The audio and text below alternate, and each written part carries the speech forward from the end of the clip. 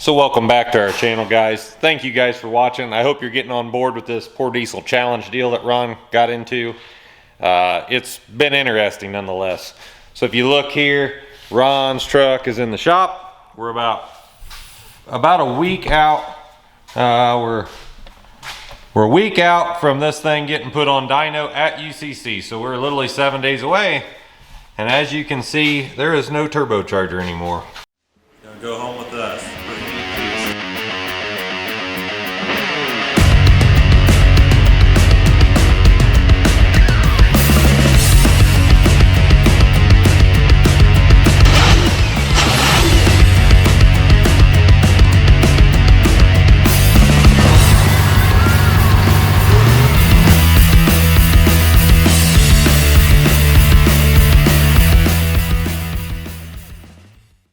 In my last video, I was kind of bragging on our turbo setup.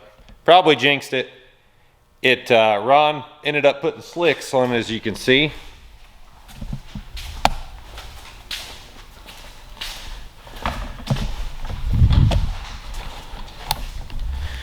He went to one of the sketchiest places in Indiana and bought those slicks for like $100 or something. I didn't even know he was doing that. I probably wouldn't have went with him, but I would have made sure he had some form of backup. So anyhow, he had that thing out testing it last night. He ended up blowing the turbocharger. I don't think it was the turbo's fault. I think it was kind of our fault, because how we have the wastegate set on the monster truck and our dirt drag truck Merica,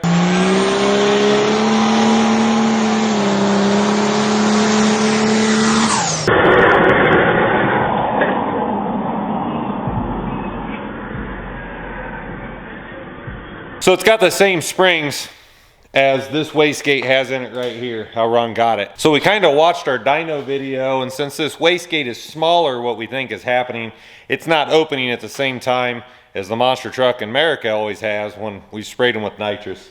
And because so basically it's not opening at the same time because the piston's not as big, so it's not pushing as hard on the spring. There's not as much pressure to push on it. It's like a big cubic inch engine versus a small cubic inch engine pushing down on the rod. It just doesn't make as much power. So yeah, he hurt the turbo. So we were already really low on budget. I had no idea this was going on. I'm not gonna lie, I was at home in bed. Ron messages me this morning, tells me a deal. He got it to one of our boys up there at Stainless Diesel. Big thanks to Nick. Nick literally dug through the trash out of stuff that was laying around and basically just charged us for labor for putting this turbo back together. It is like a sketchy used wheel. It is a sketchy turbine. I guess it marred the turbine up pretty good. This is stuff that they would not normally send out with the customer.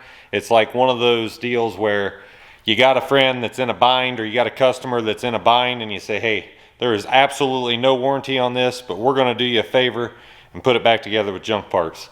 That's what they did for Ron, and we greatly appreciate that, because we have really beat on these stainless diesel turbochargers very hard, and they have been super good turbos, and I think that was 100% on us, what we did to that thing.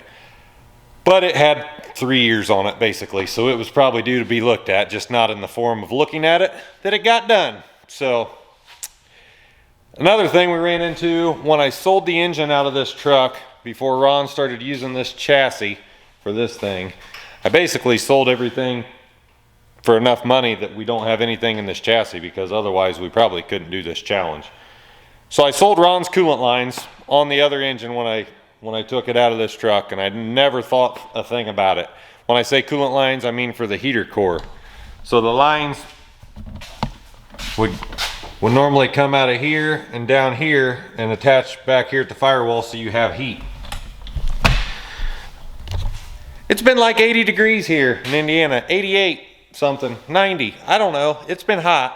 I don't know why Ron thinks he needs a heater core, but he wants a heater core hooked up, I guess for that dew in the morning when they're doing their 100-mile drive at this Poor Diesel Challenge, you know. So the only thing I know to do, I don't have any good coolant lines laying around. Our 97 12-valve tow rig we've had for years, right here. She's an automatic, had it for probably close to 20 years at this point. It's a 1997. I would say we got it in 03, 04 maybe 05. Anyhow, probably coming up on 20 years with this whole girl. Been around a long time. I decided to pull it in, take the coolant lines off of it so that I knew I had something reliable, could put something better back on it, give Ron the coolant lines I would normally throw away so he don't have any money in them, killing two birds with one stone. I think that P-Pump 24 valve, he's gonna have to modify one of his lines anyhow. I don't want him cutting a new line up. It wouldn't make sense, especially when you don't have any money. So just balling on a budget, you know, balling on a budget. So I reach out to my friends at Fleece Performance. They're hooking us up. Bought this sweet 2nd gen Dodge 12 valve coolant line kit from those guys. This is awesome looking. Everything that Fleece has done has been grade A products. I mean, I've never bought anything from Fleece that wasn't top of the line. Comes with silicone hoses. Comes with new steel tube. The new tube has beads rolled on the end so they don't slip off. And yeah, we're gonna put this new Fleece coolant heater hose kit, whatever they call it, on this truck. I'll put the link in the description of the video. We're gonna put it on the 12 valve for you here real quick. We're gonna see how hard it is. Fleece usually has really, really good instructions on doing this sort of thing. That way we know we got some good stuff on our old Toe Pig 12 valve. Ron can cut those up off of this 12 valve, killing two birds with one stone, you know. So go check out Fleece Performance. I'll work on this. I'll let you guys know how it was to install here.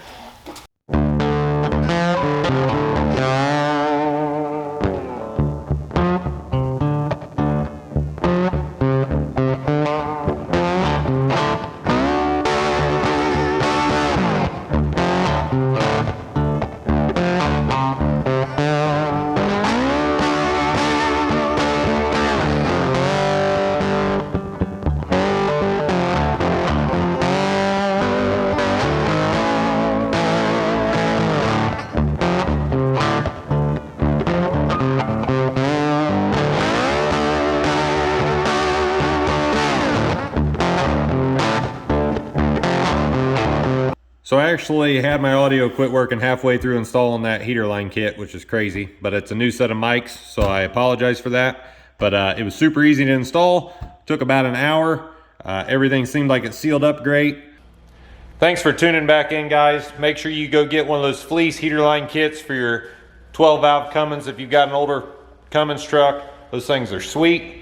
We're gonna pull the trailer with Ron's Poor Diesel Challenge truck to UCC with that truck. So the old 97 dually will be down there. Did you see, I've got the 77, 75, 77 dent side front clip in the background, the 69 bodies back on the Outlaw. I value your guys' opinions, so tell me what I should do different on this Outlaw this year to change it up a little bit. I'm thinking some cool lights, maybe cut the headlights out or something, make them glow. I really don't think the roll bar that we've got would look right in that. So I'm not sure. I'd like to change it up a little bit this year, and then next year we'll do something drastic. We'll really change her up, okay? But we're not gonna be at Cummins anymore. That's sold, going to its new owner, getting picked up here in a couple weeks. That's gonna be cool where that goes.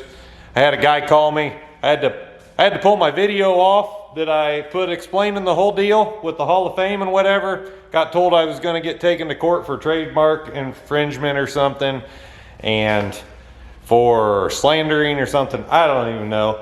But I can tell you, didn't take away my freedom of speech. Don't be that guy. Be a better person than that. So, you guys saw what happened. You saw the video. We'll probably have some stickers out helping a little bit to compensate for this body, hopefully. So make sure you guys keep watching our channel. I'm going to put some more monster truck content out here. I have a few ideas to explain the history behind diesel monster trucks and whatever, and a couple other cool things we did and have been done recently. So make sure you guys keep supporting our channel. I really appreciate it. We're going to try to get this channel back up and going here this summer as we got more to do. Unfortunately, we can't be running that dent side body with the name we wanted on it, so we're just not going to do it. It's just simple as that. But we'll keep you guys tuned in.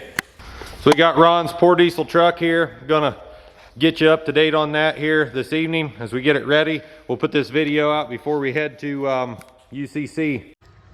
All right, so it's Wednesday before UCC. We leave tomorrow, Thursday. We worked on this thing for the better part of the day. We had no plans of doing it, but we worked on the oil cooler in it. We had to put a bypass for like a sprayer in it. We feel like it needs this oil cooler, but Ron's gonna give her a test whack here, so stay tuned.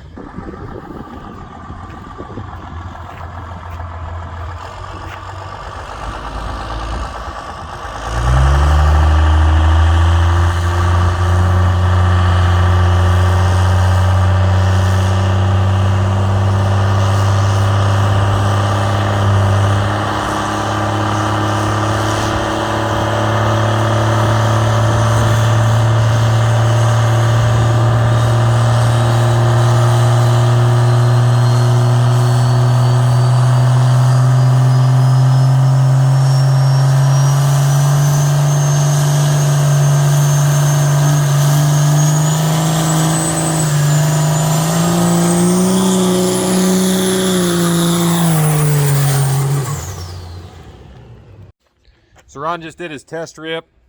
Wasn't completely happy with how it went. He's gonna pull it in the shop tonight.